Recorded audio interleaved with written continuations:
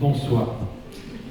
Je suis heureux d'être là avec vous ce soir, représentant de ce conseil scientifique. Anne-Moi a désiré avoir pour cette association. Il est capital qu'il y ait un conseil scientifique lorsqu'une association récolte des fonds. Il faut que les fonds soient donnés aux meilleurs projets. La présence de responsables scientifiques, médicaux, de plusieurs pays, et pas seulement de Genève. Je parle du docteur Ozaïn et du docteur Gomipose, aussi de Lausanne, Madame Nicole Gross, une experte dans la maladie qui s'appelle le neuroblastome aux États-Unis, qui est le professeur Kate Mattei, et plusieurs médecins aussi français. La nécessité de ce comité est importante pour que nous sélectionnions, comme l'a dit Anne Gouin, les meilleurs projets qui permettent d'aboutir. Une recherche qui tournerait en rond et qui chercherait, qui se justifierait, n'a pas de sens si elle ne débouche pas sur des découvertes.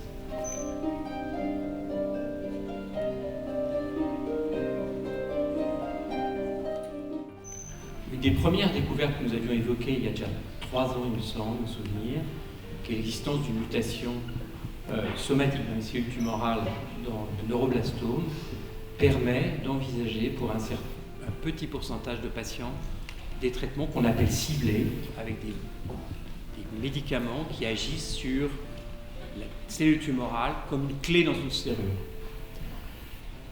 Ces mutations ne sont pas aussi fréquentes que ça dans toutes les tumeurs de l'enfant.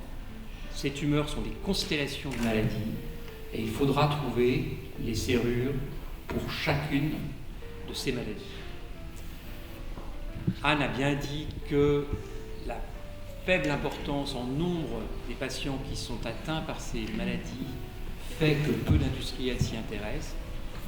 Profitons quand même, les enfants peuvent profiter de médicaments qui ont été développés pour les pathologies adultes, du moment qu'il y a la même serrure. Mais il y a des serrures qui n'existent que pour les cancers de l'enfant et il faut les découvrir. Donc c'est le fabuleux enjeu auquel vous participez ce soir, en venant écouter et voir ce spectacle, que de participer à ces découvertes dont tous les enfants bénéficieront, tous les enfants qui ont des cancers dans le monde entier. Ça, c'est une chose pour laquelle je veux vous remercier très particulièrement.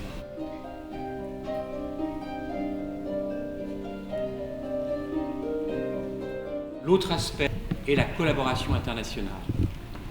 On ne peut pas faire des progrès dans des maladies aussi rares sans des collaborations internationales. Anne a parlé de la recherche clinique. La recherche clinique, c'est ce qui permet d'établir que le traitement A est meilleur que le traitement B, meilleur et éventuellement moins toxique, et permet de guérir mieux les patients.